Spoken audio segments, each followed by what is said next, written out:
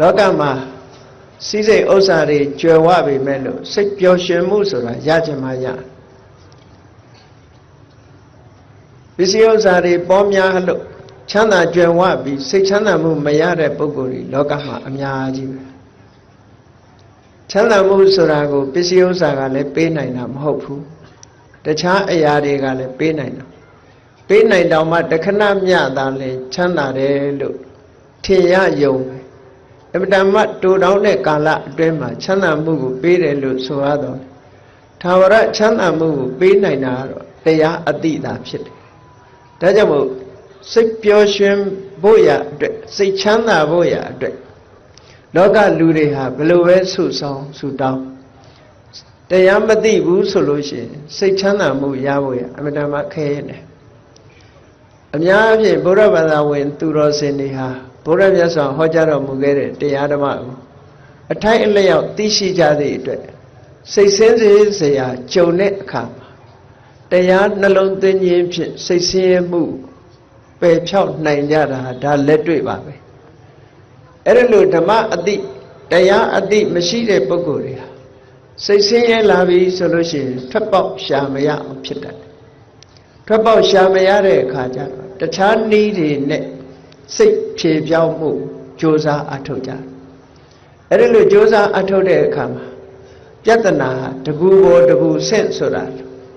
နော်ပေါ့စေလို့ကြောင်ရုပ်ထိုးဆေးအတွက်လေးလို့ဆိုတဲ့မြန်မာစကားလိုပဲပြဿနာတစ်ခုထပ်တိုးလာရုံသာရှိတယ်အေးတရားနှလုံးသွင်းပြီးတော့တရားအသိနဲ့စိတ်ပျော်ရွှင်မှုကိုရတဲ့ပုဂ္ဂိုလ်ဟာသာဝရငြိမ်းချမ်းတဲ့အငြိမ်းချမ်းတဲ့စိတ်ပျော်ရွှင်မှုကိုရနိုင်တာလောကလူသားတွေဟာစိတ်ချမ်းသာမှုကိုတောင်းတကြစိတ်ချမ်းသာကိုယ်ချမ်းသာအမှန်တမ်းလိုလားကြဘုရားဘာသာဝင်တွေရောဘုရားဘာသာဝင်မဟုတ်တဲ့ပုဂ္ဂိုလ်တွေစိတ်ချမ်းသာမှုဆိုတာမြေတမ်းရှာဖွေနေကြဒါကြောင့်မို့လောကလူသားတွေရဲ့တူညီတဲ့အချက်ကဘာလဲလို့ဆိုရင်ချမ်းသာကိုလိုလားခြင်းဆိုတာတူညီတဲ့အချက်ဘယ်ဘာသာဝင်ဘယ်လူမျိုးပဲဖြစ်ဖြစ်ချမ်းသာခြင်းညာတာကြည့်ပဲဆင်းရဲမှုကိုကြောက်ရွံ့ကြတာကြည့်မြတ်စွာဘုရားကလည်းဒါကိုဟောကြားထားတာရှိတယ်ဒုက္ခကာမဒုက္ခပฏิကူလာတဲ့ဒုက္ခကာမလူတွေဟာချမ်းသာခြင်းညာတယ်ဒုက္ခပฏิကူလာဆင်းရဲတာကိုယွံမုန်းကြဒါကြောင့်မို့ဆင်းရဲမှကြောက်ပြီးချမ်းသာတာကိုလိုလားလို့ကြိုးစားအထောက်ကြသို့တော်လည်းကြိုးစားအထောက်တဲ့ပုဂ္ဂိုလ်တိုင်းချမ်းသာဒုက္ခရလားလို့ဆိုမရဘူးမရတာဘာကြောင့်လဲလို့ဆိုရင်ချမ်းသာဒုက္ခကိုပေးနိုင်တဲ့အစစ်မှန်အကြောင်းတရားကိုမသိလို့ပဲလို့ဒီလိုပြောအောင်တခြားနည်းတွေနဲ့စိတ်ချမ်းသာမှုကိုရှာတာဟာတခဏမျှတာစိတ်ချမ်းသာမှုရတယ်လို့ရှိပြီနောက်ပိုင်းမှာစိတ်ချမ်းသာမှုမရဘဲနဲ့စိတ်ဆင်းရဲမှုတွေသာထပ်တလဲလဲဖြစ်ပေါ်ပြီးတော့လာတတ်တယ်တဲ့မြတ်စွာဘုရားရဲ့အဆုံးအမဟာလူသားတွေမှာမြတ်စွာဘုရားရဲ့အဆုံးအမ mind center teaching လို့ဒီလိုပြောလို့ရ mind center teaching ဆိုတာလူတွေရဲ့အသိစိတ်လူတွေရဲ့စိတ်ဓာတ်ကိုဗဟိုပြုပြီးတော့ဆုံးမတဲ့ဩဝါဒဆုံးမစကားလူတွေမှာဗဟိုပြုရတာတစ်ခုရှိတယ်အားလုံးဟာဘာကိုဗဟိုပြုရမလဲလို့ဆိုရင်မိမိရဲ့စိတ်ကလေးကိုကောင်းအောင်ဗဟိုပြုရစိတ်ကောင်းမှုအတွက်စိတ်ရဲ့အညစ်အကြေးတွေစိတ်ရဲ့ပူပန်မှုတွေရှင်းလင်းနိုင်ရဖယ်ရှားနိုင်ရမဖယ်ရှားနိုင်ဘူးဆိုလို့ရှိရင်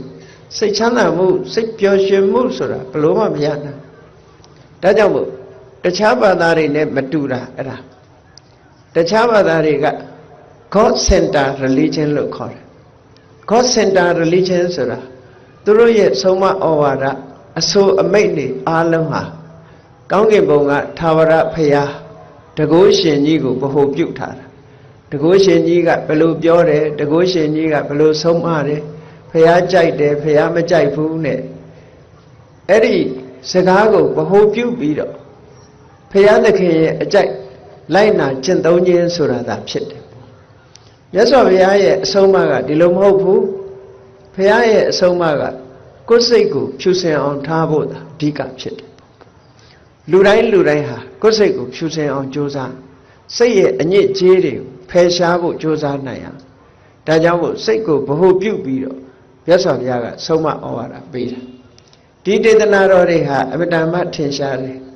စိတ်တေနနိယတေလောကောတဲ့တတ္တလောကကြီးတစ်ခုလုံးကိုဘယ်သူကနေရှေ့ဆောင်နေသလဲလို့ဆိုရင်စိတ်ကရှေ့ဆောင်ဘာဖြစ်လို့စိတ်ကရှေ့ဆောင်တော့ဆိုကြည့်လေ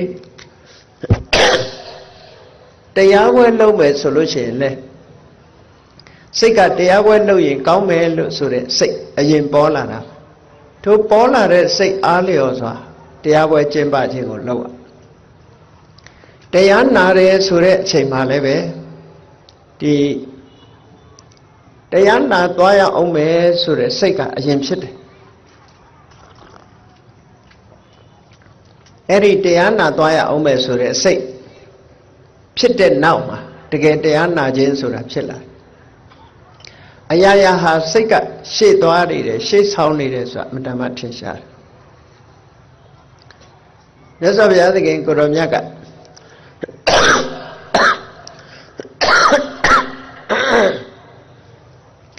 စိတ်တေနနိယတေလောကောစိတ်တေနပရိကတ္တိစိတ်တတဧကဓမ္မတသဗ္ဗေဝဝတ္တမနွာကုတဲ့လောကကြီးတစ်ခုလုံးကိုစိတ်ကရှေ့ဆောင်စိတ်ကနေရှေ့ဆောင်နေတယ်စိတ်တေနနိယတေလောကောစိတ်ကပဲဆွဲဆောင်သွားတယ်အလုံးဆောင်ကျင်းသွားတယ်အရာရာစိတ်တတဧကဓမ္မတသဗ္ဗေဝဝတ္တမနွကုအလုံးဟာစိတ်ရဲ့အလိုဆန္ဒအတိုင်းလိုက်ပါနေကြရတယ်လို့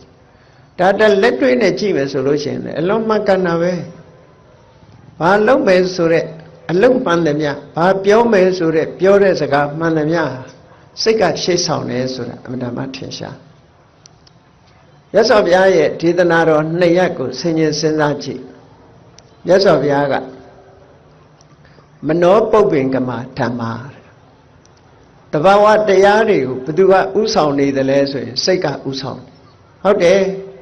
ပြောတာဆိုတာကြံတာတွေးတာအစလှုပ်တာကိုင်တာအစအားလုံးဓမ္မလို့ဆိုတဲ့တဘာဝတက္ကရာဆရာအဆိုကတော့မနောပုပ္ပင်ကမဓမ္မာလို့ဆိုတဲ့ဓမ္မဒီစေတသိက်တရားတွေကိုသာရည်ညွှန်းပြီးတော့ဒီလိုဖွင့်ဆိုတာတော့အရင်ကဖွင့်ဆိုတဲ့သဘောပဲသို့တော်မြတ်စွာဘုရားတနည်းအားဖြင့်အဓိပ္ပာယ်ပြောမယ်ဆိုရင်မနောပုပ္ပင်ကမဓမ္မာဓမ္မလို့ဆိုတဲ့တဘာဝအရာခတ်သိမ်းကိုဆိုလိုတာအရာခတ်သိမ်းဆိုတာပြောဆိုတာပဲဖြစ်စေပြုလုပ်တာပဲဖြစ်စေကြံတွေးတာပဲဖြစ်စေဘယ်သူကနေဥဆောင်နေတုံးဆိုစိတ်ကနေဥဆောင်နေတယ်လို့ဒါလို့ဆိုတာစိတ်ကဥဆောင်ရုံဥဆောင်တာမဟုတ်ဘူးမနောတိဋ္ဌာမနောမယစိတ်ကနေကြီးမှုထားတယ်ကြီးမှုထားရုံနဲ့မကဘူးစိတ်ကအလုံးကိုဖန်တီးထားတယ်ဒီလိုဆိုတာပေါ့နော်ဒါဖြင့်ဘုရားမြတ်စွာရဲ့ဟောကြားတဲ့တရားတွေထဲမှာစိတ်တပဓာနလို့ဆိုတာအမှန်တမ်းထင်ရှားတယ်စိတ်ကိုအဓိကထားဟောတာအဲ့တော့စိတ်ကိုအဓိကထားဟောသည့်အတွက်ကြောင့်စိတ်သာအရှိတရားရုပ်ဆိုတာအရှိတရားမဟုတ်ဘူးလို့ဆိုလိုတာလားဒီသိပ္ပံဆရာတွေစိတ်ကိုလေ့လာတဲ့ပုဂ္ဂိုလ်တွေရုပ်ကိုလေ့လာတဲ့ပုဂ္ဂိုလ်တွေပြောတဲ့စကားတစ်ခု idealism လို့ဆိုတာစိတ်သာအရှိတရားလို့ဆိုလို့တယ်အရာရာစိတ်သာပဲလို့ဒီလိုဆိုလိုတာလည်းမဟုတ်ဘူးမြတ်စွာဘုရားစိတ်သာအရှိတရားမဟုတ်ဘူးစိတ်လည်းရှိတယ်ရုပ်လည်းရှိတယ် materialism ဆိုတဲ့ရုပ်တရားသာအရှိတရားလို့ဒီလိုပြောတာလည်းမဟုတ်ဘူးရုပ်လည်းရှိတယ်စိတ်လည်းရှိတယ်ရုပ်လည်းရှိတယ်နာမ်လည်းရှိတယ်ဒီလိုဆိုလို့သို့တော်လည်းအရာခတ်သိမ်းကိုစိတ်ကဥဆောင်နေတယ်ဆိုတာကြတော့ဒါအမတ္တမမှန်ကန်အမတ္တမမှန်ကန်ကိုယ့်ဘဝကိုလက်တွေ့ကိုယ့်ဘဝကိုစဉ်းစားကြည့်တစုံတစ်ခုပြောမယ်ဆိုရင်လည်းစိတ်ကအရင်တွေးတယ်တစုံတစ်ခုလုပ်မယ်ဆိုရင်လည်းစိတ်ထဲမှာအရင်ဖြစ်တယ်ပြီးတော့မှပြောတယ်လုပ်တယ်ဆိုတာဖြစ်တယ်အဲ့ဒီတော့ ဒီလောက်အရေးပါတဲ့စိတ်ကိုဘုန်းကြီးတို့တွေဖြူစင်အောင်ထားဖို့ထိမ့်သိမ်းဆောက်ရှောက်ဖို့ဆိုတာအရေးကြီးတယ်လို့ဒါမြတ်စွာဘုရားရဲ့အဆုံးအမလို့စိတ်ဆိုတာအမြဲတမ်းအကောင်းတွေနဲ့ကြီးတွေးနေသလားလို့ဆိုစိတ်ရဲ့သဘာဝကပပတ်တမေရမတိမနောတဲ့မကောင်းတဲ့ဘက်မှာအလွန်ပျော်မွေ့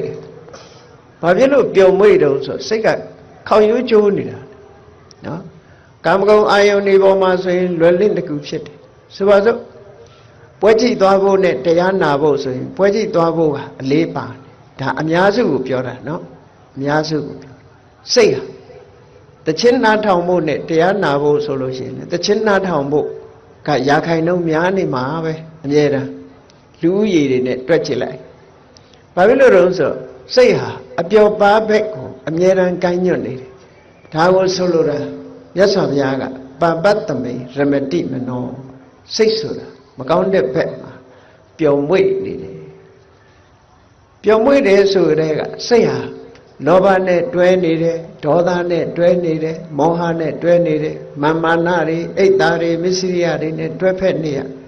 သူတို့နဲ့တွဲပြီးတော့နေပြီးတော့ဖြစ်တာပို့ပြီးတော့စိတ်ကလွယ်ကူးနေတာဒါကြောင့်မို့လို့ပျော်မွေ့တယ်ဆိုတာအဲ့ဒီအဓိပ္ပာယ်လေးဖော်ပြတာကောင်းတဲ့အလုပ်လုပ်ဖို့ဆိုတာကြတော့စိတ်အားကိုမနှဲတွန်းပေးရတယ်လူတိုင်းဟာနော်ကောင်းတဲ့အရာဖြစ်ဖို့စိတ်အားတွေကိုပြင်ပေးရကိုယ့်ကိုဆုံးမပေးရတယ်မိဘဆွေမျိုးတွေကဆုံးမပေးရတယ်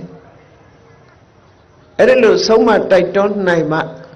စိတ်ကလေးဟာကောင်းတဲ့ဘက်ကိုဥလှဲ့အနှုတ်မဟုတ်ဆိုလို့ရှိရင်မကောင်းတဲ့ဘက်ကိုဥလှဲ့တာများတယ်ဒါကြောင့်မြတ်စွာဘုရားရဲ့အဆုံးအမ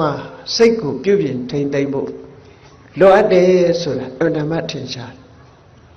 ကိုယ်စိတ်ကိုပြင်နိုင်တဲ့ပုဂ္ဂိုလ်တွေဟာကောင်းကျိုးချမ်းသာတွေကိုရသွားကိုယ်စိတ်ကိုမနိုင်ဘူးဆိုတဲ့ပုဂ္ဂိုလ်တွေဟာဒုက္ခရောက်ကြတာပေါ့ဒါကြောင့်မို့တရားသိတယ်ဆိုတာစိတ်ကိုထိန်းနိုင်ဖို့သိတဲ့အသိမျိုးကိုဒီလိုပြောလို့တာ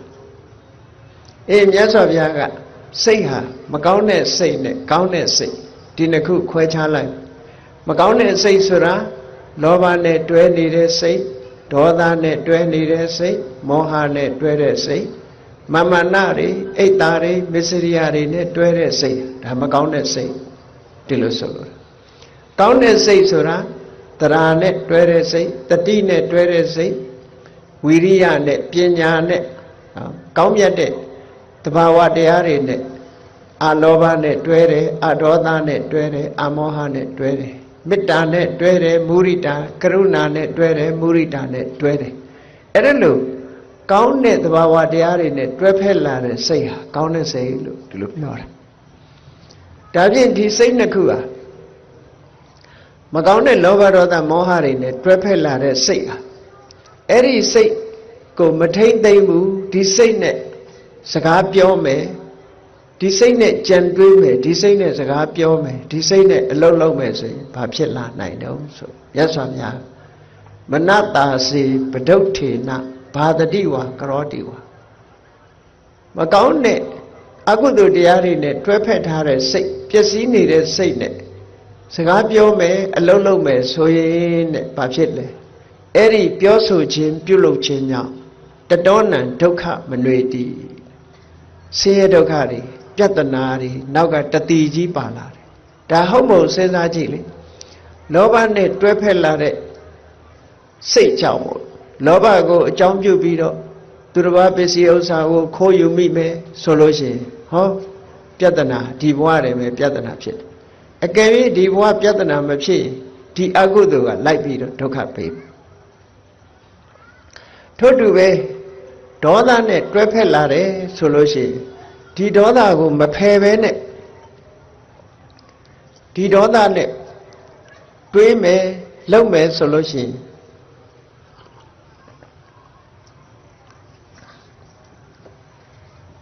ဒီဘဝတွေမှာပြဿနာတွေတက်လာဒေါသအလျောက်ပြုလုပ်မိတဲ့အခါမှာလောကမှာကြည့်လေရာဇဝမှုတွေလုပ်တဲ့ပုဂ္ဂိုလ်တွေဒေါသအလျောက်တစုံတစ်ခုကျွလွန်မိပြီဆိုတော့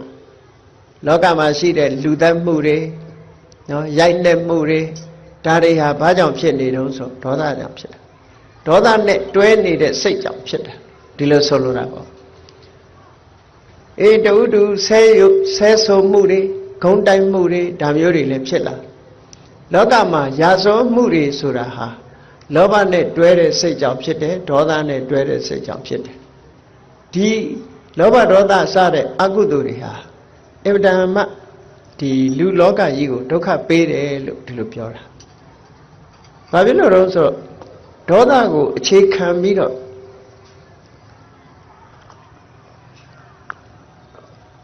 ပြောသမျှဆိုသမျှလုပ်သမျှတွေဟာပြဿနာကိုဖိတ်ခေါ်နေတယ်လို့ဖြစ်တယ်ပေါ့ဒါကြောင့်မလို့ဒီဒေါသနဲ့တွဲတဲ့စိတ်ဟာရာဇဝမှုတွေကိုထူပြောဖြစ်ပေါ်စေတယ်ဒါကိုမြတ်စွာဘုရားကဟောတာပဒုဋ္ဌေနမနတာစေပဒုဋ္ဌေနဘာတတိဝါကရောတိဝါပစ္စည်းနေတဲ့စိတ်နဲ့ပြောပြီးလုပ်ပြီးဆိုလို့ရှိရင်တတောနံဒုက္ခမနွေတိပြဿနာတွေနောက်ကဆက်တိုက်လိုက်ပါလာနိုင်တယ်ဒါကြောင့်မို့ကိုယ်စိတ်လေးကိုလောဘနဲ့မတွဲအောင်ဒေါသနဲ့မတွဲအောင်ကောင်းတာတွေနဲ့ပဲတွဲဖက်နေအောင်ကြိုးစားစောင့်ရှောက်ရမယ်လို့ဒီလိုစိတ်နဲ့ပတ်သက်ပြီးတော့ဟောတဲ့ဒေသနာတွေမြောက်များစွာရှိတယ်ကဲကောင်းတဲ့အရာတွေနဲ့တွဲတယ်တတိနဲ့တွဲတယ်ပညာနဲ့တွဲတယ်ကောင်းမြတ်တဲ့အလောဘနော်စွန့်လူခြင်းဆိုတဲ့အလောဘမုန်းတိမှုကင်းခြင်းဆိုတဲ့အဒေါသ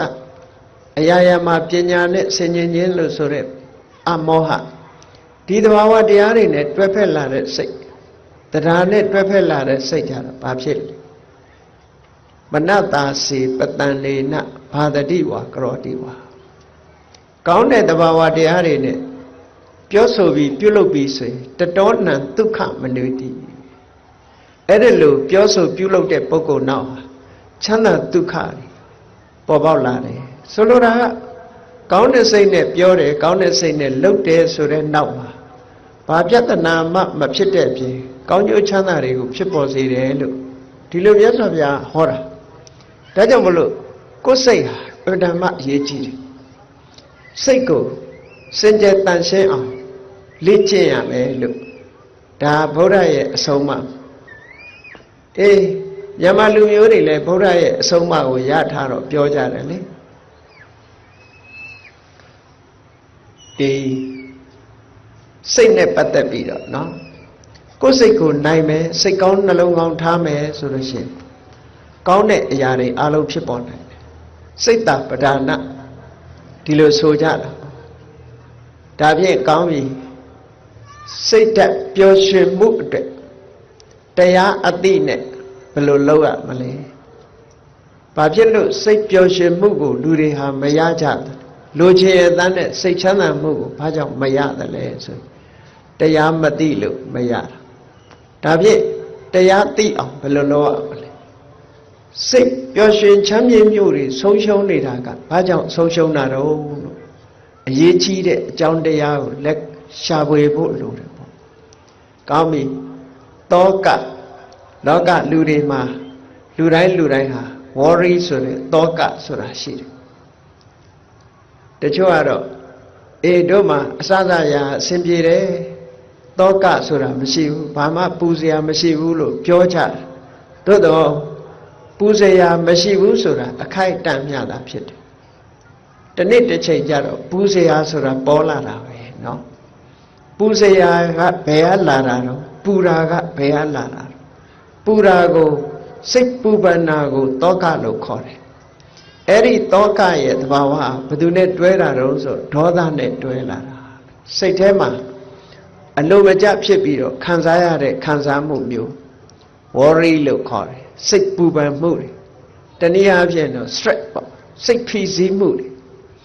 ဘာနဲ့ပတ်သက်ပြီးတော့ဖြစ်လိမ့်ရှိတော့ဆိုရင်ကိုယ့်ရဲ့ဥစ္စာဒနာတွေပျက်စီးဆုံးရှုံးတဲ့အခါတောကဖြစ်တယ်သို့မဟုတ်ကိုယ့်ရဲ့ဆွေမျိုးသားချင်းတွေပျက်စီးဆုံးရှုံးတဲ့အခါတောကဖြစ်တယ်ပျက်စီးဆုံးရှုံးဖို့အရေးကြုံလာတဲ့အခါမျိုးမှာတောကဖြစ်တယ်ဒီလိုဥစ္စာဒနာတွေဆွေတွေမျိုးတွေ အပေါင်းအသင်းတွေပျက်စီးဆုံးရှုံးမှုနဲ့ကြုံတဲ့အခါမှာတောကဖြစ်လာတယ်ဆိုတဲ့အခါမှာဒီတောကဘာကြောင့်ဖြစ်ရတော့လို့တောကရဲ့အကြောင်းကိုကြည့်တဲ့အခါကျတော့ဥစ္စာဒနာအပေါ်မှာတွေ့တာချင်းမမောခြင်းငါဟာလို့သိမ့်ပိုက်ထားခြင်းဆိုတဲ့တဏှာပဲကိုယ်နဲ့ပတ်သက်တဲ့မိတ်ဆွေသင်္ကားဆွေမျိုးသားချင်းတွေအတွက်စိတ်ပူရတယ်ဆိုတာဘာကြောင့်ပူရငါဆွေမျိုးငါမိတ်ဆွေငါသားငါသမီးစသဖြင့်စိတ်ထဲမှာတွေ့တာမှုရှိနေလို့ဒီစိတ်ပူရတယ်ဆိုတာအမှန်တမ်းထင်ရှားတယ်ဒါကြောင့်မြတ်စွာဘုရားကတဏှာတောဆိုင်တေတောကောတဲ့တောကဆိုတာဖြစ်ပေါ်လာတာလူတွေမှာတွေ့တာမှုတဏှာကြောင့်ဖြစ်တာတဲ့တွေ့တာမှုတဏှာမရှိတောကဆိုတာဖြစ်ဘူးအဲ့တော့တောကဆိုတဲ့ worry ဆိုတဲ့စိတ်ပူပန်မှုတွေစိတ်ဖိစီးမှုဆိုတာတွေရှိနေသမျှကာလပတ်လုံးစိတ်ပျော်ရွှင်မှုချမ်းသာမှုဆိုတာဆုံးရှုံးနေမှာပဲဆုံးရှုံးနေမှာပဲဒါကြောင့်စိတ်ပျော်ရွှင်မှုဆိုတာတွေပြန်လီရရှိလာဘာကင်းအောင်လုပ်ရမလဲဆိုရင်တောကကင်းအောင်လုပ်ရဒါဖြင့်တောကဟာဘယ်သူကြောင့်ဖြစ်တာတော့လို့ဆိုတဲ့အခါကျတော့တွေ့တာမှုတဏှာကြောင့်ဖြစ်တာဟောတဏှာကိုဖယ်ရှားဖို့ရာအဓိကပဲဖြစ်တယ်ပေါ့ဒါကအမြဲတမ်းထင်ရှားပါတယ်ပစ္စည်းတစ်ခုကိုငါဟာလို့သိမ့်ပိုက်တာချိန်ကစပြီးတော့လူတွေဟာအဲ့ဒီပစ္စည်းပေါ်မှာကြောင်းကြမှုဆိုတာရှိလာဥပမာမယ်ကားတစ်စင်းဝယ်လိုက်တယ်ဆိုပါစို့ပတ်စံခြေပြီးလို့ကိုကားလို့ဖြစ်လိုက်တဲ့အချိန်ကစပြီးတော့ဒီကားပေါ်မှာကြောင်းကြတစ်ခုဖြစ်သွားတယ်တစုံတစ်ခုဖြစ်မှာစိုးရိမ်တယ်ဖြစ်လာလို့ရှိရင်လည်းစိုးရိမ်ရကိုပစ္စည်းပေါ်မှာနှမျောတာတို့တောကဖြစ်တာတို့ရှိလာလူမှလည်းပဲနော်ဆွေမျိုးလို့သတ်မှတ်လိုက်တဲ့အချိန်သာသမီလို့သတ်မှတ်လိုက်တဲ့အချိန်ကသူ့အတွက်ပူပန်မှုကြောင်းကြမှုဆိုတာလာတယ်အဲ့ဒါလို့လာတာတွေမှန်သမျှဟာတဏှာလို့ဆိုတဲ့တွေ့တာမှုသိမ့်ပိုက်မှုနဲ့ပတ်သက်တာကြည့်ပဲကောင်းကဲခုနကကိုပိုင်ဆိုင်တယ်ဆိုတဲ့ကားကိုပြန်ရောင်းလိုက်တဲ့အချိန်လူတွေမှာအဲ့ဒီကားအတွက်တောကဆိုတာမရှိတော့ကိုကားမဟုတ်တော့ဘူးသူများကားဖြစ်သွားဟောဒီလိုဖြစ်တာကိုနဲ့မပတ်သက်တဲ့ပုဂ္ဂိုလ်တွေအတွက်ပူပန်တယ်စိုးရိမ်တယ်ဆိုတာမရှိဘူးကိုနဲ့ပတ်သက်တဲ့ပုဂ္ဂိုလ်သာပူပန်တယ်စိုးရိမ်တယ်ဆိုတာရှိဒါဟာအဖြေထုတ်ဖို့အတွက်စဉ်းစားတာပြောတာကြည့်စိတ်ပျော်ရွှင်မှုဖြစ်ဖို့ရာအတွက်ဘာကင်းရမလဲတောကကင်းရမယ်တောကကင်းမှုအတွက်ဘာလုပ်ရမလဲတဏှာဆိုတဲ့အတွေ့အတာကိုလျှော့ချရမယ်တဏှာဆိုတဲ့အတွေ့အတာကိုမလျှော့ချပဲနဲ့တောကကင်းအောင်ကြိုးစားဖို့ဆိုတာမဖြစ်နိုင်တဲ့အရာတစ်ခုပဲဒီလိုဆိုတာနော်ဒါဖြင့်တဏှာဆိုတဲ့တွေ့တာမှုသိမ့်ပိုက်မှုတွေကင်းအောင်ဘာလုပ်ရမလဲဆိုတာကြတော့အမှန်တရားကိုသိရမယ်အမှန်တရားကိုမသိသမျှကာလပတ်လုံးတွေ့တာမှုဆိုတာဘလို့မှမဖယ်ဖြတ်နိုင်ဒါကြောင့်တွေ့တာမှုဖယ်ရှားဖို့အတွက်မြတ်စွာဘုရားကမက္ခလို့ခေါ်တဲ့မက္ခင်၈ပါးမစ္စည်းမပฏิပဒါလမ်းစဉ်ကိုဟောကြားတော်မူခဲ့တာဖြစ်တယ်ပေါ့အဲ့ဒီလမ်းကြောင်းဟာတခုတည်းသောလမ်းကြောင်းပဲတဏှာကိုဖယ်ရှားခြင်းဒီနည်းနဲ့ပဲဖယ်ရှားလို့ရတခြားနည်းနဲ့ဖယ်ရှားလို့မရဘူးဒါကြောင့်မို့ဒီနည်းကိုလက်တွေ့ကျင့်သုံးကြရတယ်ပေါ့အလုံးဘုရားဘာသာဝင်သူတော်စင်တွေသိတဲ့အတိုင်းမြတ်စွာဘုရားရဲ့မက္ခလို့ခေါ်တယ်မက္ခင်၈ပါးအကျင့်တရားသို့မဟုတ်မစ္စည်းမပฏิပဒါမစ္စည်းမပฏิပဒါရဲ့အဓိပ္ပာယ်ကဘာလဲလို့ဆိုရင်အလဲအလတ်ကျင့်တယ်လို့ဆိုတဲ့အဓိပ္ပာယ်ကဆိုလိုတဲ့အဓိပ္ပာယ်ကချမ်းသာကိုသာခံစားပြီးတော့နေတာမျိုးမဖြစ်ရဘူးဆင်းရဲခံသိရင်ခံရမယ်ချမ်းသာဒုက္ခကိုလည်းခံစားသင့်တယ်လို့ခံစားသင့်တဲ့ချမ်းသာဒုက္ခဆိုခံစားရမယ်ဆင်းရဲဒုက္ခကိုလည်းခံစားသင့်တဲ့ဆင်းရဲဒုက္ခခံစားရမယ်လို့နောက်တစ်ခါဆင်းရဲခံစားတဲ့အခါမှာအကျိုးမရှိတဲ့ဒုက္ခခန္ဓာမျိုးမလုပ်ရဘူးအကျိုးရှိတဲ့ဒုက္ခခန္ဓာတော့လုပ်ရမယ်ဒီလိုဆိုလိုတာနော်မစ္စည်းမပฏิပဒါအဓိပ္ပာယ် တပည့်ဆက်ကြတဲ့မှာဟောထားတယ်ဒီကာမေတုကာမတုခံလိကနုယောကောအတ္တကိလမထာနုယောကောကာမချမ်းသာခံစားတဲ့အကျင့်နဲ့ခန္ဓာကိုယ်ဆင်းရဲပင်မအောင်ကျင့်တဲ့အကျင့်ဒီနှစ်ခုရှောင်ရှားခြင်းဒီအဓိပ္ပာယ်ကဆိုလိုတာကကာမချမ်းသာကိုသာရှောင်ရှားရမယ်ဇံကြောင့်ဖြစ်ပေါ်လာတဲ့ဓမ္မဒုက္ခလို့ဆိုတဲ့တရားကြောင့်ရလာတဲ့ချမ်းသာကိုရှောင်ဖို့မလိုဘူးလို့ဒီလိုနားလည်ရဆိုလိုတာကရှောင်ရမယ့်ချမ်းသာရှိတယ်ခံစားရမယ့်ချမ်းသာရှိတယ်ဒီနှစ်ခုကိုခွဲခြားပြီးတော့သိတဲ့အကျင့်မျိုးဒီလိုပြောတာအတ္တကိလမထာနုယောဂဆိုတဲ့အကျိုးမရှိုံတက်တက်ခန္ဓာကိုယ်ပင်မယုံတက်တက်ဆင်းရဲဒုက္ခမျိုးကိုမခံရဘူးအကျိုးရှိလို့ရှိရင်အယိုးကြည်ကြည်အရေခမ်းခမ်းကြိုးပမ်းအထောက်ရမယ်ဒီဒုက္ခမျိုးတော့ခံရမယ်ဒီလိုဆိုတာနော်မစ္စည်းမပฏิပဒါဆိုတာအလယ်သွားထိုင်းနေတာကိုပြောတာမဟုတ်ဘူးဆိုလိုတာကရွေးချယ်တာခံစားတဲ့ချမ်းသာလားမခံစားတဲ့ချမ်းသာလားခံတဲ့ဒုက္ခလားမခံတဲ့ဒုက္ခလားဒီကိုကွဲကွဲပြားပြားသိပြီးတော့ရွေးချယ်ပြီးတော့ကျင့်သုံးနိုင်တာကိုမစ္စည်းမပฏิပဒါလို့ဒီလိုဆိုတာပေါ့အေးအဲ့ဒီမစ္စည်းမပฏิပဒါလို့ဆိုတဲ့မဂ္ဂင်၈ပါးအကျင့်တရားအလုံးဘုရားဘာသာဝင်တွေသိတဲ့အတိုင်းတမ္မာဒိဋ္ဌိကိုလုံးမဲ့လုပ်ငန်းနဲ့ပတ်သက်ပြီးတော့အမှန်မြင်တာအမှန်မြင်ဖို့အတွက်အမှန်တွေးရမယ်တမ္မာသင်္ကပ္ပအမှန်တွေးတဲ့အခါမှာအမှန်တွေးပြီးတော့အမှန်ပြောတာဖြစ်သောကြောင့်တမ္မာဝါစာတွေးပြီးတော့လူတွေဟာလှုပ်တာဖြစ်သောကြောင့်တမ္မာသင်္ကမ္မန္တအမှန်တွေးအမှန်လှုပ်တဲ့ပုဂ္ဂိုလ်ရဲ့အသက်မွေးဝမ်းကြောင်းဟာမှန်ကန်တာဖြစ်သောကြောင့်တမ္မာအာဇီဝမှန်ကန်တဲ့အသက်မွေးရှိတယ်ဆိုတာပြင်းနေလို့မဖြစ်ဘူးကြိုးစားအထောက်ရမယ်တမ္မာဝါယာမကြိုးစားပြီးဆိုလို့ရှိရင်တတိရှိဖို့လိုအပ်တယ်တမ္မာတတိစိတ်ဓာတ်တည်ငြိမ်မှုဟာအမှန်သိဖို့အတွက်အရေးပါတယ်တမ္မာသမာဓိလို့ဟောဒီ၈ခုနဲ့ဖွဲ့စည်းထားတာအဲ့ဒီ၈ခုနဲ့ဖွဲ့စည်းထားတဲ့ဒီ၈မျိုးကိုမက္ခလို့ခေါ်တာပေါ့မက္ခဆိုတာဒီ၈ခုရဲ့အဖွဲ့အစည်းကိုပြောတာ၈ခုပါတော့ဒီစိတ်ရဲ့စွမ်းအားတွေကိုမက္ခလို့ခေါ်တာဘာဖြစ်လို့မက္ခလို့ခေါ်တာတော့ဆိုရင်နိဗ္ဗာန်လိုချင်တဲ့ပုဂ္ဂိုလ်တွေရှာရမဲ့ကျင့်သုံးရမဲ့တရားဖြစ်သောကြောင့်မက္ခလို့ခေါ်တယ်တဲ့ဒါအဓိပ္ပာယ်တစ်ခုနောက်တစ်ခုကနိဗ္ဗာန်ကိုရှားဖွေပေးတတ်သောကြောင့်မက္ခလို့ခေါ်တယ်နောက်အဓိပ္ပာယ်တစ်ခုကကိလေသာတွေကိုဖယ်ရှားပြီးတော့နိဗ္ဗာန်သို့သွားရောက်တတ်တဲ့တရားဒါကြောင့်လို့မက္ခလို့ခေါ်တယ်လို့မက္ခဆိုတဲ့ပါဠိစကားလုံးရဲ့အဓိပ္ပာယ်ကိုသိထားလို့ရှိရင်ဒီတရား၈မျိုးဖွဲ့စည်းထားတဲ့ဒီတရား၈မျိုးနဲ့ဖွဲ့စည်းထားတဲ့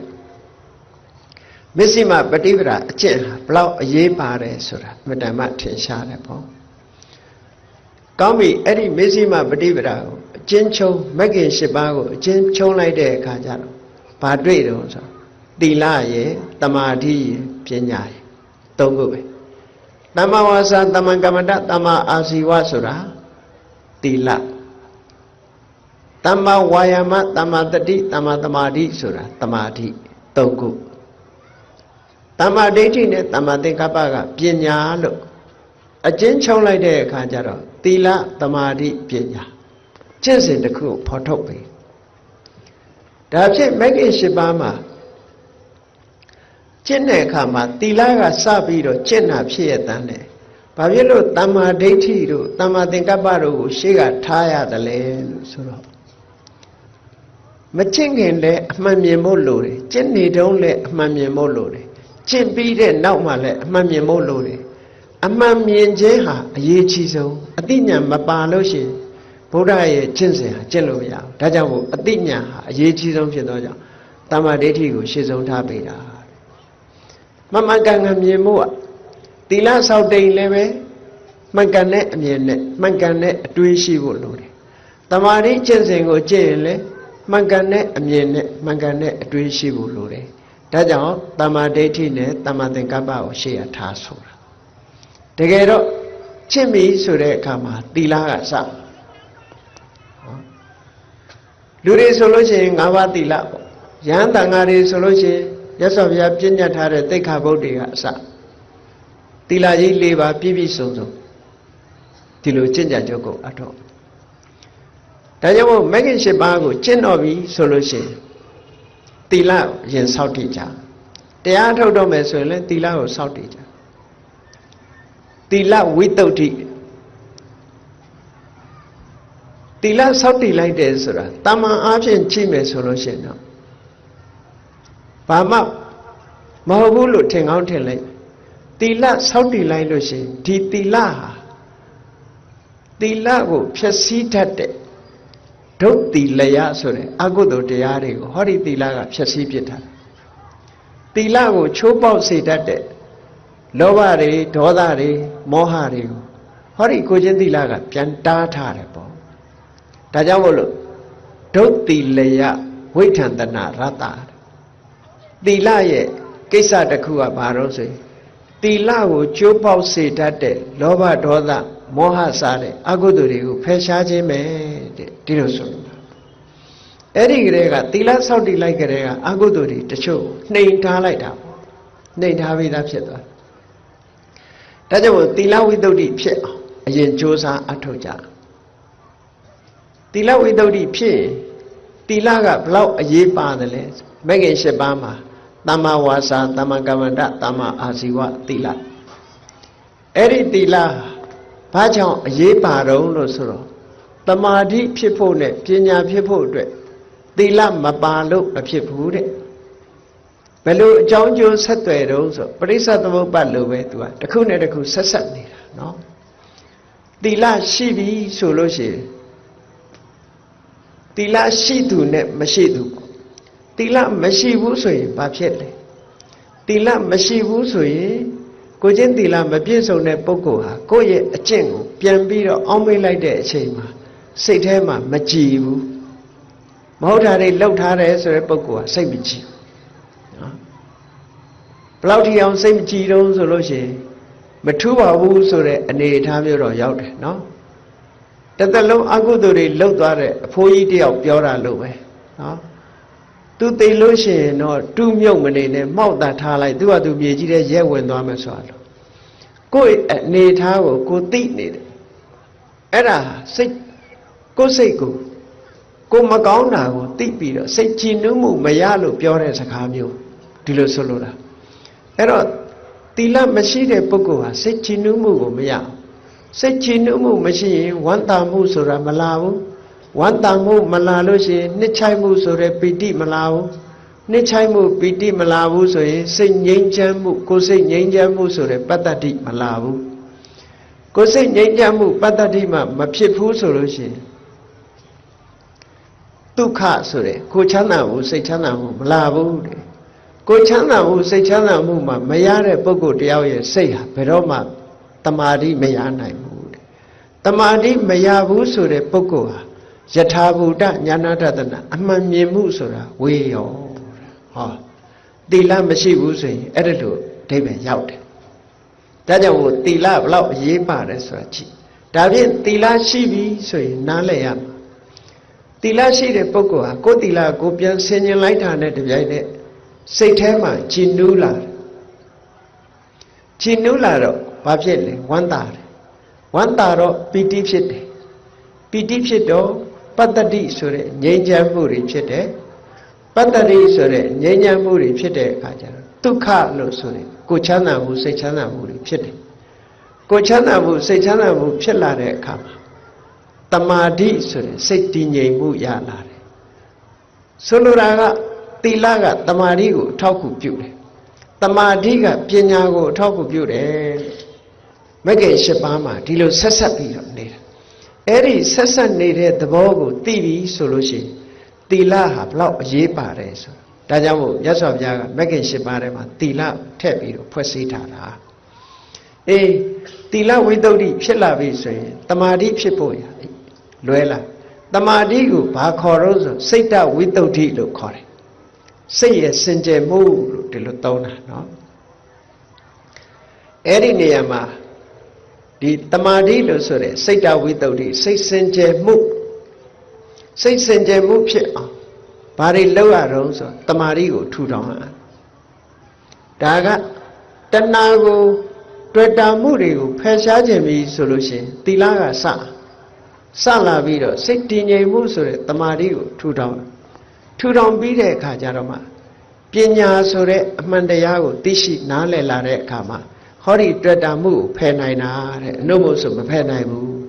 ဒါကြောင့်မို့ဒီကျင့်စဉ်မြတ်စွာဘုရားသခင်ကိုရောမြတ်ကိုယ်တိုင်တွေ့ရှိပြီးတော့ဟောပြောခဲ့တဲ့ကျင့်စဉ်ပေါ့ဒီကျင့်စဉ်နဲ့ကျင့်ကြံကြုတ်ကိုအထောက်ကြလို့တွေ့တာမှုတွေ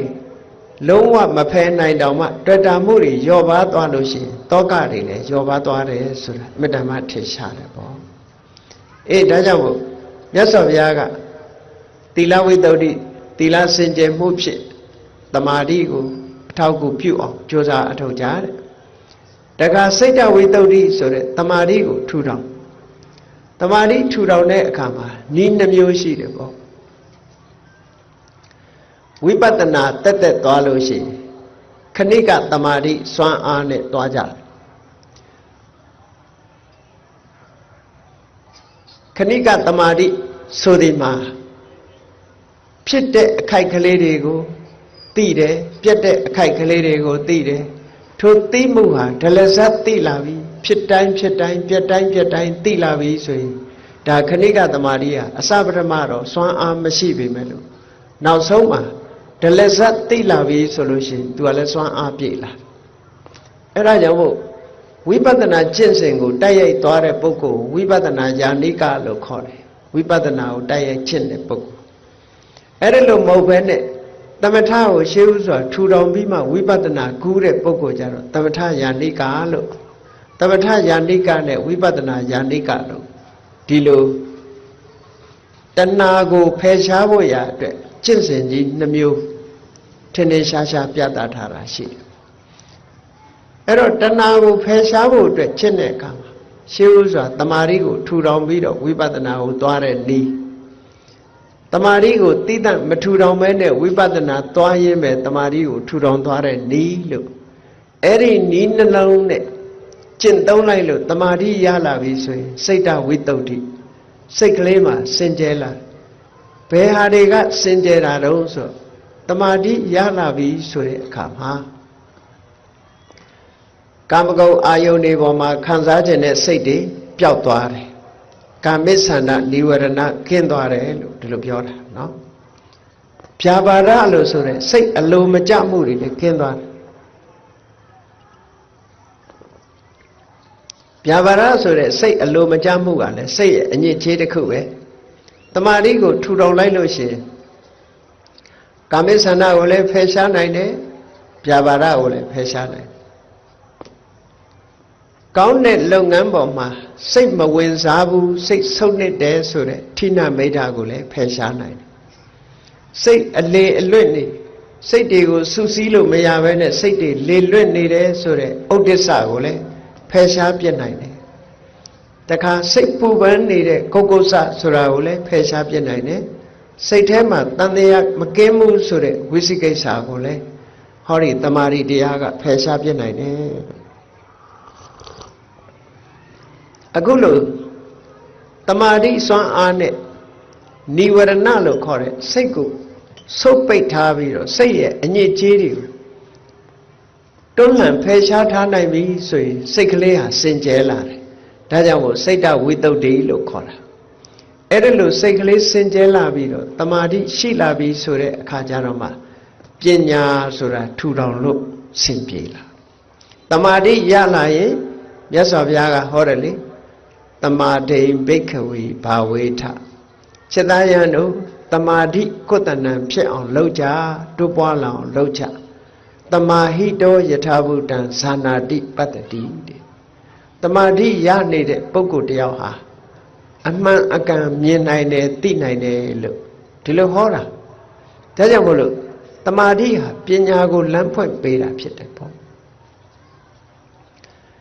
သီလဝိတ္တုနဲ့သမ္မာဝါစာသမ္မာကမ္မန္တသမ္မာအာစီဝဆိုတဲ့မဂ်ခင်၃ပါးကိုကြိုးစားအထုတ်ပြီးတော့စိတ်တဝိတ္တု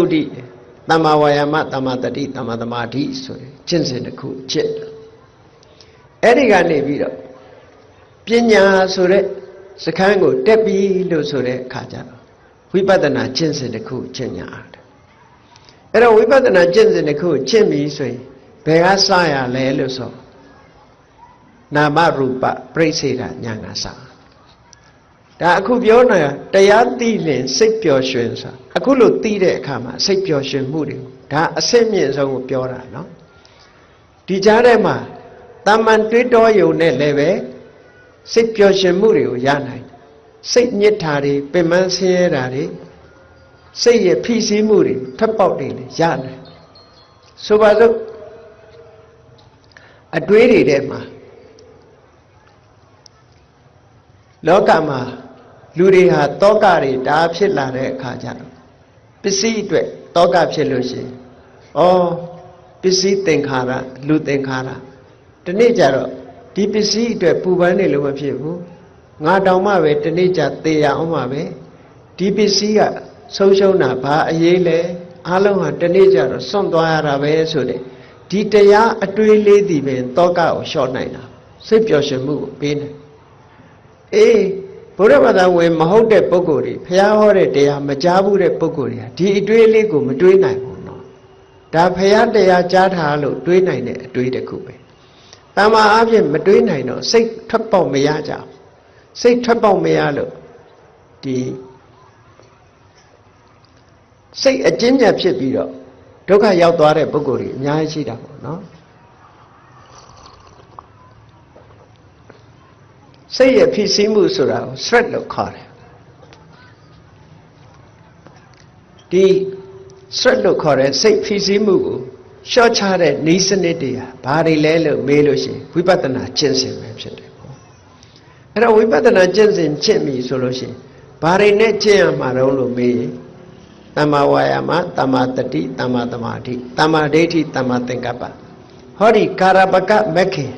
5မျိုးနဲ့ကျင့်သီလကိုအခြေခံထားပြီးတော့သမ္မာဝါယာမမှန်ကန်သောကြိုးစားအထောက်မှုသမ္မာတတိမှန်ကန်တဲ့တတိထားမှုသမ္မာသမာဓိမှန်ကန်တဲ့စိတ်တည်ငြိမ်မှုသမ္မာဒိဋ္ဌိအမှန်ကန်မြင်မှု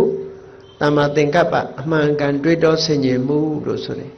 ဒီ5ခုနဲ့ပဲလောက်ရဒီ5ခုနဲ့အမှတ်မြင်အောင်ကြိုးစားအထောက်ရမှာတဲ့ကောင်းပြီဒီတွေ့တာမှုကိုဖယ်ရှားတော့မယ်ဆိုတဲ့အခါခုနကသီလကိုအခြေခံသမာဓိကိုထူထောင်ပြီးတဲ့အခါမှာပညာဖြစ်ဖို့ရအတွက်ကိုယ့်ကိုယ်ဆင်ញင်စဉ်းစားတယ်ဆိုတာကဲအလွယ်နည်းနဲ့ကြည့်ကြရအောင်လူတွေမှာမျက်စိနားနှာခေါင်းလျှာကိုယ်စိတ်ဒါတွေရှိတယ်နော်မျက်စိနဲ့မြင်စရာအာယုန်တွေကိုမြင်တယ်နားနဲ့အသံကြားတယ်နှာခေါင်းနဲ့အနံ့ကိုရှူရတယ်လျှာနဲ့အရသာကိုသိတယ်ခန္ဓာကိုယ်နဲ့အထီးအတွေ့တွေကိုသိရတယ်စိတ်နဲ့ဓမ္မအာယုန်တွေကိုကြံတွေးစရာအာယုန်တွေကိုသိရတယ်အာယရဏ12ပါးဆိုတာအဲ့ဒီအာယရဏ12ပါးထဲမှာကြည့်လိုက်အရက်စကားနဲ့ပဲပြောမယ်ဆိုရင်မျက်စိရဲ့မျက်စိကိုလာတိုက်တဲ့အဆင်းအာယုံအဲ့ဒီနှစ်ခုဟာမျက်စိကလည်းငါ့ကိုအဆင်းအာယုံကလာတိုက်တယ်လို့မသိဘူးအဆင်းအာယုံကလည်းငါမျက်စိထဲမှာပေါ်နေတယ်လို့မသိဘူးသိတာကအဆင်းအာယုံနဲ့မျက်စိလာတိုက်လို့ပေါ်လာတဲ့အခါမှာဖြစ်ပေါ်လာတဲ့အသိစိတ်ကလေးရတာသိတာဟောမြင်တိုင်းမှာဆင်ញင်စဉ်းစားကြည့်မျက်စိက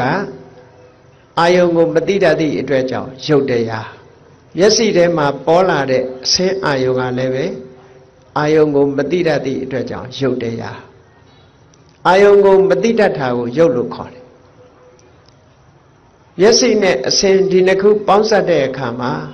မြင်သိစိတ်ကလေးပေါ်လာတယ်မြင်သိစိတ်ကလေးကအာယုံကိုသိတတ်သောကြောင့်နန္တရားလို့ဟောမြင်တိုင်းမှာဘုန်းကြီးတို့တွေမှာဘာတွေဖြစ်တယ်ဒါအကြံမြင်ပြောပြလို့ရှိရင်မျက်စိရဲ့မြင်စရာအာယုံရဲ့မြင်သိစိတ်ရဲ့ဒီသုံးခုဖြစ်တာပဲအဲ့ဒီသုံးခုဖြစ်ခိုက်ကလေးကိုဆင်ញင်စဉ်းစားကြည့်လိုက်မယ်ဆိုရင် မျက်စိကလည်းသိတာမဟုတ်ဘူးအစင်းအာယုံကလည်းသိတာမဟုတ်ဘူးသိတာမဟုတ်သည့်အတွက်ကြောင့်မျက်စိနဲ့အစင်းအာယုံတို့သည်ယုတ်တရားမြင်သိစိတ်ကလေးသာနန္တရားလို့ဟောတယ်လို့သိလိုက်လို့ရှိရင်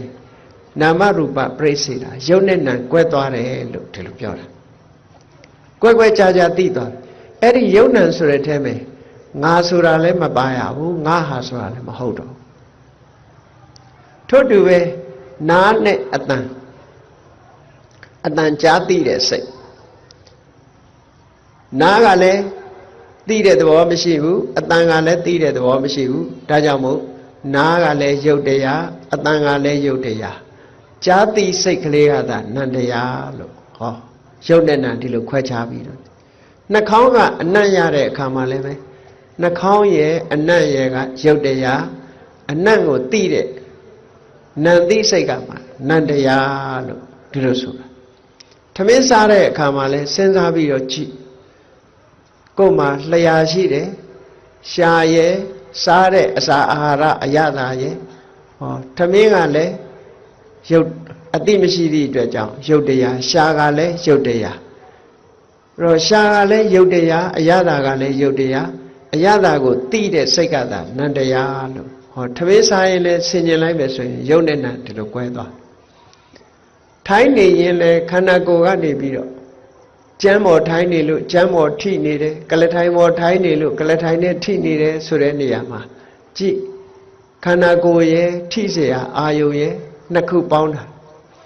ခန္ဓာကိုယ်ကလည်းယုတ်တရားထိเสียအာယုံကလည်းယုတ်တရား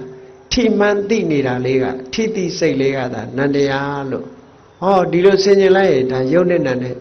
ဒါအလွယ်တကူကွဲနိုင်တဲ့နည်းကိုပြောတာအဲ့ဒါလို့ယုတ်နဲ့နံကွဲသွားတခါဓမ္မနဲ့မနနဲ့အာယုအသိစိတ်ဓမ္မဆိုတဲ့အာယုကြတော့သူကရုပ်တရားတွေလည်းပါတယ်မျက်စိနဲ့မြင်ရတာမဟုတ်ဘူးနှာခေါင်းနဲ့နားနဲ့ကြားရတာမဟုတ်ဘူးနှာခေါင်းနဲ့နမ်းရှူရတာလည်းမဟုတ်ဘူးလျှာနဲ့အရသာခံရတာလည်းမဟုတ်ဘူးခန္ဓာကိုယ်နဲ့ထိတွေ့တာလည်းမဟုတ်ဘူးစိတ်แท้ကနေပြီးတော့ကြံတွေးပြီးတော့သိရတဲ့အသိစိတ်နဲ့သာသိလို့ရတဲ့အာယုန်နေအဲ့ဒါတွေကိုလည်းပဲရုပ်တရားတွေကိုလည်းဓမ္မလို့ခေါ်တယ်ဒီနေရာမှာတခါစိတ်ကိုစိတ်နဲ့သိတဲ့အခါမှာသိเสียအာယုန်စိတ်ကလည်းဒီနေရာမှာဓမ္မလို့ခေါ်တယ်နိဗ္ဗာန်ကိုမျက်မှောက်ပြုတဲ့ပုဂ္ဂိုလ်တွေကြတော့စိတ်နဲ့နိဗ္ဗာန်ကိုအာယုန်ပြုနိုင်တယ်အာယုန်ပြုလို့ရတဲ့နိဗ္ဗာန်ဟာလည်းပဲဓမ္မပဲအဲ့ဒီလိုယုံ nant တွေကလွဲပြီးတော့အမြင်နာမပညာတွေကလည်းစိတ်နဲ့သိရတာမို့သူကလည်းပဲအာယုန်တစ်ခုပဲပညာကိုလည်းဓမ္မလို့ခေါ်တယ်အဲ့တော့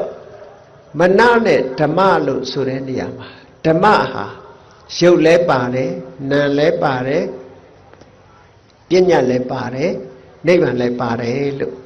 ဒါတွေအလုံးကိုခြုံငုံပြီးတော့ဓမ္မဆိုတဲ့ခေါင်းစည်းအောက်မှာထည့်လိုက်တာလို့ဒီလိုမှတ်ရရူပယုံတတ္တယုံကဏ္ဍယုံရတ္တယုံဖွတ်တပါယုံဒီအာယုံ၅ပါးကလွဲတဲ့ဉာဏ်နဲ့အာယုံတွေမှန်သမျှအောင်ဓမ္မလို့ဒီလိုပြောတာနော်စိတ်နဲ့သိရတဲ့အရာတွေလို့တာမန်အားဖြင့်ဒီလိုပြောလို့ရတယ်ပေါ့အဲ့ဒီမှာဘုန်းကြီးတို့တွေရုပ်နဲ့နာမ်ကွဲပြားခြားနာသွားပြီဆိုလို့ရှိရင်အားလုံးကိုဆင်ញင်စဉ်းစားကြည့်လိုက်လို့ကိုယ်တဏ္ဍာမှာရုပ်နဲ့နာမ်နှမျိုးကွဲပြားခြားနာသွားပြီကွဲပြားမြင်ပြီဆိုရင်ဒါနာမရူပပရိစ္ဆေဒဉာဏ်လို့ခေါ်တယ်နာမရူပပရိစ္ဆေဒဉာဏ်ရှင်းတန်လာအောင်ထပ်တလဲလဲကြည့်ဖို့လိုတယ်ထပ်တလဲလဲရုပ်နဲ့နာမ်ကွဲနေအောင်ကြိုးစားအထောက်ရကြိုးစားအထုတ်တဲ့အခါမှာတတိနဲ့ပညာဟာအရေးကြီးဆုံးပဲပေါ့ခန္ဓာကိုယ်ရဲ့လှုပ်ရှားတဲ့အမူအရာတိုင်းကိုရုပ်နဲ့နာမ်ကိုဆင်ញင်စဉ်းစားပြီးတော့နာမရူပပရိစ္ဆေဒဉာဏ်ရှင်းတန်အောင်ကြိုးစားရမယ်အဲ့ဒါလို့ကြိုးစားလို့နာမရူပပရိစ္ဆေဒဉာဏ်ရှင်းတန်လာပြီဆိုတဲ့အခါကျဘာဖြစ်တုံဆိုတတ္တဝါလို့ခေါ်เสียဘာမှမရှိပါလားရုပ်နဲ့နာမ်နှမျိုးပဲရှိတာပဲလို့ဆိုတာကွဲပြားခြားနာလားသိလားတတ္တတင်ညာတတ္တဝါဆိုတဲ့အထင်အမြင်ဟာပျောက်သွားတယ်အဲ့ဒီပျောက်သွားသည့်ထိအောင်ရုပ်နဲ့နာမ်နှမျိုးသာရှိတယ်ဆိုတာကြိုးစားအထောက်ပြီးတော့မှတ်သားကြရတယ်ဒီလိုဆိုလို့ တတ္တတင်ညာပျောက်သည့်ထိအောင်ယုတ်နံကိုဆင်ញင်စဉ်းစားရမယ်အဲ့ဒါလို့ယုတ်နဲ့နံကိုဆင်ញင်စဉ်းစားရင်တတ္တဝါဆိုတာပျောက်သွားပြီအမျိုးသားအမျိုးသမီးဆိုတာလည်းပျောက်သွားပြီငါသူတစ်ပါးဆိုတာလည်းပျောက်သွားပြီအလုံးဟာယုတ်နဲ့နံနှမျိုးသာရှိတယ်လို့ဒီလိုသိလာ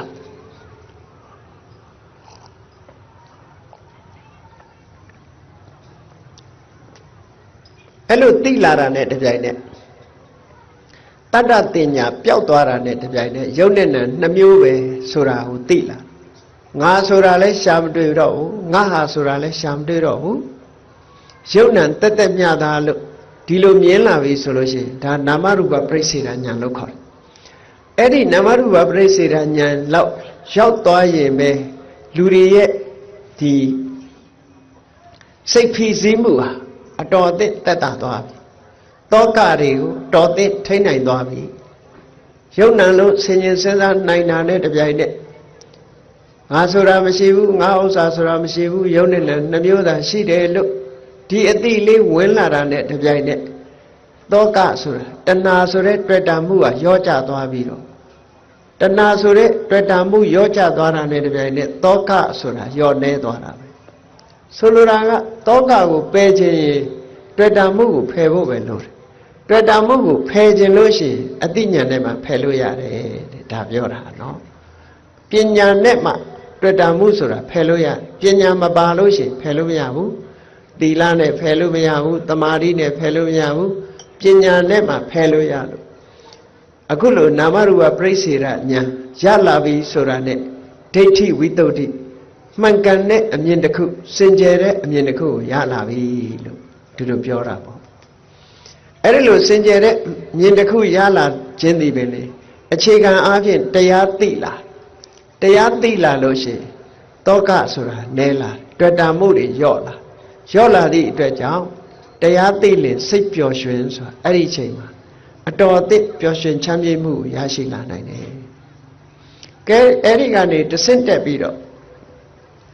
ဆင်ញင်စဉ်းစားလိုက်တဲ့အခါမှာဘာတွေတွေးရတော့လို့ဆိုအကြောင်းနဲ့တကွအကျိုးနဲ့တကွရုပ်နံတွေကိုတိုးချက်ပြီးတော့သိလာဘယ်လိုသိလာတော့လို့ဆိုခုနကနေရာကိုပဲကြည့်မျက်စိနဲ့အဆင်းအာယုံစုံစည်းမှုကိုအကြောင်းပြုပြီးတော့မြင်သိစိတ်ပေါ်တယ်မျက်စိရဲ့အဆင်းအာယုံရဲ့ဒီနှစ်ခုပေါင်းစုံလိုက်တော့မှမြင်သိစိတ်ပေါ်တာမပေါင်းစုံခင်ကမြင်သိစိတ်မပေါ်ဘူးဒါကြောင့်မျက်စိနဲ့အဆင်းအာယုံသည်အကြောင်းတရားမြင်သိစိတ်သည်အကျိုးတရားလို့ဟောအကြောင်းအကျိုးတွေဒီလိုမြင်လာအဲ့ဒါလို့အကြောင်းအကျိုးတွေထိအောင်မြင်လာလို့ရှိရင်ပစ္စယပရိက္ခဉာဏ်လို့ခေါ်တယ်ပစ္စယပရိက္ခဉာဏ်ရလာလို့ရှိရင်ကင်္ခာဝိတရဏဝိတ္တုတိသူဘာသူဖြစ်တာလားဖြစ်ခြင်းလို့ဖြစ်နေတာလားဆိုတဲ့တန်တရားတွေမဝင်တော့ဘူးတန်တရားတွေမှန်သမျှကိုကြော်လွှားသွားနိုင်တယ်လို့ဒီလိုဆိုလို့တာနော်အဲ့တော့အတိညာဟာတစ်ဆင့်ပြီးတစ်ဆင့်တက်လာယုံနဲ့နံကိုကွဲပြားခြားနာသိသွားလို့ရှိရင်အမြင်စင်ကြယ်သွားပြီအမြင်စင်ကြယ်သွားပြီးတဲ့နောက်အကြောင်းကိုပါစဉ်းစားဆင်ခြင်နာလိုက်လို့ရှိရင်တန်တရားတွေကင်းသွားပြီကြည်ဒီတဲ့တိုးတက်လာတဲ့အခါကျတော့ပရိစ္ဆသမုပ္ပါဒ်နဲ့တွဲဖက်ပြီးတော့မြတ်စွာဘုရားဟောထားတာကြည်မျက်စိနဲ့အဆင်းအာယုံဆုံလိုက်တဲ့အခါမှာမြင်သိစိတ်ပေါ်တယ်မျက်စိရဲ့အဆင်းအာယုံရဲ့မြင်သိစိတ်ရဲ့ဒီသုံးခုဆုံလိုက်တဲ့အခါမှာဖတ်တဆိုတာပေါ်လာတယ်နော်ဖတ်တဆိုတာပေါ်လာတယ်အဲ့ဒါကိုသုတ်တံပါဠိတော်တွေမှာမြတ်စွာဘုရားဟောတာစက္ခုံစပဋိစ္စရူပေစ္စဥပ္ပစ္စတိစက္ခုဝိညာဏတိဏံသင်္ကတိဖတ်တော်မျက်စိနဲ့အဆင်းအာယုံကိုအကြောင်းပြုပြီးတော့မြင်သိစိတ်ပေါ်တယ်ဒီသုံးခုကြောင့်ဖတ်တဆိုတာပေါ်တယ်ဒါသုံးခုကြောင့်ဖတ်တဆိုတာပေါ်တယ်ဆိုတဲ့စကားနဲ့ပရိစ္ဆေသမုပ္ပါဒ်ကြတော့သလယရဏပစ္စယဖတ်တော်လို့ဒီလိုပဲဟောတယ်နော်ဒီမှာကြတော့ပို့ပြီးတော့အသေးစိတ်ဟောတဲ့သဘောသလယရဏပစ္စယဖတ်တော်ဆိုတာ ਨੇ အဓိပ္ပာယ်ဟာတူတူပဲပေါ့နော်စက္ခုံစပဋိစ္စရူပေစ္စဥပ္ပစ္စတိစက္ခုဝိညာဏတိဏံသင်္ကတိဖတ်တော်ဟိုတုန်းကတော့သလယရဏပစ္စယဖတ်တော်လို့ပြောလိုက်တာအခုဒီကြတော့တိဏံသင်္ကတိဖတ်တော်လို့ဒီလိုခေါ်တာနော်ဟိုတုန်းက အာရဏ6ပါးထဲမှာပဲရောပြီးတော့သွင်းပြီးတော့မြတ်စွာဘုရားဖတ်တာဖြစ်ပုံကိုဟောတယ်ဒီကြတော့စက္ခုနဲ့ရူပယုတ်ဒီအာရဏ2ပါးပေါင်းစုံမှုကြောင့်မြင်သိစိတ်ပေါ်တယ်မြင်သိစိတ်ပေါ်လာမှဖတ်တာပေါ်တယ်လို့ဒီလိုဟောတာဒီဟာကြတော့ပို့သိစိတ်တယ်လို့ဒီလိုဆိုကဲပရိစ္ဆာသမုပ္ပါဒ်နဲ့ဒါတူတူပဲသလယရဏပစ္စယဖတ်တော်နဲ့တူတူပဲဟောဖတ်တာဆိုတာပေါ်လာတယ်ဖတ်တာဆိုတဲ့အဓိပ္ပာယ်ကအာယုန်နဲ့စိတ်နဲ့ဆက်သွယ်တာကိုပြောတာဖတ်တာပစ္စယဝေဒနာတဲ့အာယုန်နဲ့စိတ်နဲ့ဆက်သွယ်တဲ့အခါကျတော့စိတ်ရဲ့ခံစားမှုလေးတွေပေါ်လာတယ်အဲ့ဒီစိတ်ရဲ့ခံစားမှုကြတော့ဝမ်းသာတာရှိတယ်ဝမ်းနည်းတာရှိတယ်စိတ်ရဲ့ခံစားမှုတွေပေါ်လာအဲ့ဒီထိအောင်လူရဲ့တဘာဝဒါတွေကသိဖို့ရတယ်သိအောင်ကြိုးစားသိအောင်ကြိုးစား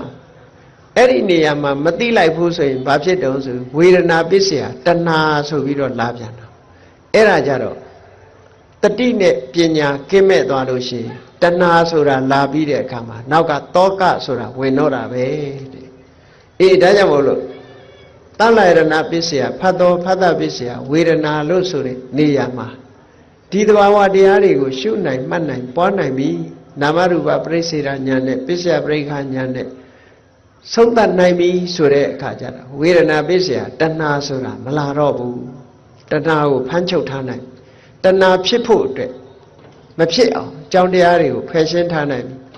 ဟောနာမရူပပရိစ္ဆေဒဉာဏ်နဲ့ပစ္စယပရိက္ခဉာဏ်ဒီဉာဏ်နှစ်ခုရလာလို့ရှိရင်တဲ့သာသနာတော်မှာယတ္တိမှုရပါပြီဘုရားဘာသာဝင်ဆိုလိုတာကဘုရားဘာသာအစစ်ဖြစ်ပြီလို့ဒီလိုပြောတာနော်ဒါဖြင့်ဉာဏ်တဲ့ပုဂ္ဂိုလ်တွေဘုရားဘာသာအစစ်မဟုတ်သေးဘူးလားဆိုခိုင်မာတဲ့ဘုရားဘာသာမဟုတ်သေးဘူးနော်ဘုရားဘာသာဖြစ်ခြင်းတော့ဖြစ်နေမယ်အစစ်ဆိုတာဘယ်တော့မှမပြောင်းလဲတဲ့အရာကိုပြောတာအဲ့တော့တာမန်သိတဲ့ဘုရားဘာသာဝင်ကတခြားဘာသာဝင်နေရဲ့ပြောဆိုမှုတွေပေါ်မှာနားယောင်ပြီးတော့ဘာသာပြောင်းခြင်းလည်းပြောင်းသွားနိုင်တယ်အခုလောက်ထိအောင်သိသွားပြီဆိုတဲ့အခါကျတော့ဒါသာလည်းအမှန်တရားလို့ဆိုပြီးတော့ဗုဒ္ဓဘာသာပေါ်မှာရင်းရိုင်ခြင်းဆိုလိုတာကမြတ်စွာဘုရားရဲ့အဆုံးအမပေါ်မှာရင်းရိုင်ခြင်းမရှိဘဲနဲ့အခိုင်အမာယက်တည်နိုင်သွားပြီလို့အဲ့ဒါကိုပဲသုလသောတာပန်လို့လည်းခေါ်တယ်ပေါ့အဲ့ဒီအဆင့်လောက်ရောက်အောင်ဘုန်းကြီးတို့တွေစ조사အထုတ်ရင်ဒါကိုပြောတာတရားသိလင်စိတ်ပျော်ရွှင်ဒီကနေဆက်ပြီးတော့တရားဓမ္မကိုသိအောင်ကြိုးစားကြမယ်ဆိုလို့ရှိရင်ဘာကြောင့်စိတ်ပျော်ရွှင်တာတော့ဆိုရင်တရားသိလို့ရှိရင်တွေ့တာမှုကိုဖယ်ရှားနိုင်တယ်တွေ့တာမှုကိုဖယ်ရှားနိုင်လို့ရှိရင်တောကဆိုတာမလာဘူးတောကမလာလို့ရှိရင်စိတ်ပျော်ရွှင်ချမ်းမြေ့မှုကိုရတယ်လို့ဒီနည်းကလွဲလို့တခြားနည်းမရှိဘူးတဲ့ဒါကြောင့်မို့မြတ်စွာဘုရားကမဟာတတိပဋ္ဌာနာတုတ်မှာဧကာယနောအယံဘိက္ခွေမေခောတတ္တနာဝိတုဒ္ဓိယတောကပရိဒေဝနံတမတိကမာယဒုက္ခဒေါမနတနာအထင်ကမာယညာယတအဓိကမာယနိဗ္ဗာနတသစ္စည်းကရိယာယလို့ဆိုပြီးတော့ဟောထားတာလေဒါတတိပဋ္ဌာန်လို့ဆိုပေမဲ့တတိတစ်ခုတည်းပြောတာမဟုတ်ဘူးဒီထဲပဲတမ္မာဒိဋ္ဌိတမ္မာသင်္ကပ္ပတမ္မာဝါယာမတမ္မာတတိတမ္မာသမာဓိအကုန်လုံးပါတယ်အဲ့ဒီတရားအထုတ်တာအလုံးကိုခြုံငုံပြီးတော့ပြောတာဟောဒီမဂ္ဂင်၈ပါးဆိုတဲ့အကျင့်တရားဟာတခုတည်းသောလမ်းကြောင်းပဲဘာအတွက်လဲလို့ဆိုရင်တတဝါတွေစိတ်ဖြူစင်မှုအတွက်တခုတည်းသောလမ်းကြောင်းပဲတောကပရိဒေဝနံတမတိကမာယတောကတွေဖယ်ရှားဖို့ပရိဒေဝတွေကြော်လွှားဖို့တခုတည်းသောနည်းပဲဒုက္ခဒေါမနတနာကိုယ်ဆင်းရဲမှုစိတ်ဆင်းရဲမှုတွေကိုချုပ်ငြိမ်းဖို့ဆိုတာလေတခုတည်းသောနည်းလမ်းပဲနိဗ္ဗာန်လမ်းကြောင်းကြီးကိုတွေးရှိဖို့ညာယတအဓိကမာယနိဗ္ဗာန်လမ်းကြောင်းပေါ်ရောက်ဖို့နိဗ္ဗာန်လမ်းကြောင်းကိုတွေးဖို့ဆိုတာလေတခုတည်းသောနည်းပဲလမ်းကြောင်းဆိုတာတွေးမှလျှောက်လို့ရတာလေလမ်းပြောင်းနေလို့ရှိရင်ရောက်မှာမဟုတ်ဘူးဒါကြောင့်မို့ဒီအကျင့်ချင်းမှနိဗ္ဗာန်လမ်းကိုတွေးမှဖြစ်တယ်ပေါ့အေးနိဗ္ဗာန်လမ်းကြောင်းအတိုင်းလျှောက်ပြီဆိုရင်နိဗ္ဗာန်တသစ္စည်းကရိယာယနိဗ္ဗာန်ကိုမျက်မှောက်ပြုမယ်အဲ့ဒါလို့နိဗ္ဗာန်ဆိုတဲ့တရားထိအောင်သိပြီဆိုလို့ရှိရင်တရားသိရင်စိတ်ပျော်ရွှင်မှုဟာတကယ်ကိုအဆင့်အမြင့်ဆုံးစိတ်ပျော်ရွှင်မှုကိုရရှိမှာဖြစ်ပါတယ်။ဤသို့သောလောကရန်မုန်တိုင်းတွေပဲတိုက်မင်္ဂလာသုတ်တံမှာဟောထားတဲ့အတိုင်း ဖုဒ္ဓတလောကဓမ္မေဟိစိတ်တံယတ္တနကမ္ပတိလောကရန်ပုံတိုင်းတွေဘလောက်ပဲတိုက်စိတ်ဟာမတုံလို့တော့ဘူးအတောကမစိုးရိမ်တော့ဘူးဝိရဇမြူတွေမကတ်တော့ဘူးခေမစိတ်ဓာတ်အလုံးငြိမ်းချမ်းသွားနိုင်ပါတယ်အဲ့ဒီအဆင့်ရောက်အောင်ကျင့်စဉ်ဟာတခုတည်းသောမဂ္ဂင်၈ပါးအကျင့်တရားပဲဖြစ်ပါတယ်ဆိုတာအလုံးတရားချစ်ခင်သူတော်စင်ပြိဿတ်တို့သိရှိနားလည်ပြီးဘုရားမြတ်စွာဟောကြားတော်မူခဲ့တဲ့တရားသိလင်စိတ်ပျော်ရွှင်မှုအတွက်တရားသိအောင်စိတ်ပျော်ရွှင်မှုအတွက်တရားသိအောင်ကျင့်ရမယ်ဆိုဒီမှာမဂ္ဂင်၈ပါးအကျင့်တရားကိုကျင့်သုံးခြင်းသာဖြစ်တယ်လို့ကိုယ်စီသဘောကျပြီးကျင့်ကြံကြိုးကုပ်အားထုတ်တော်မူနိုင်ကြပါစေကုန်သတည်း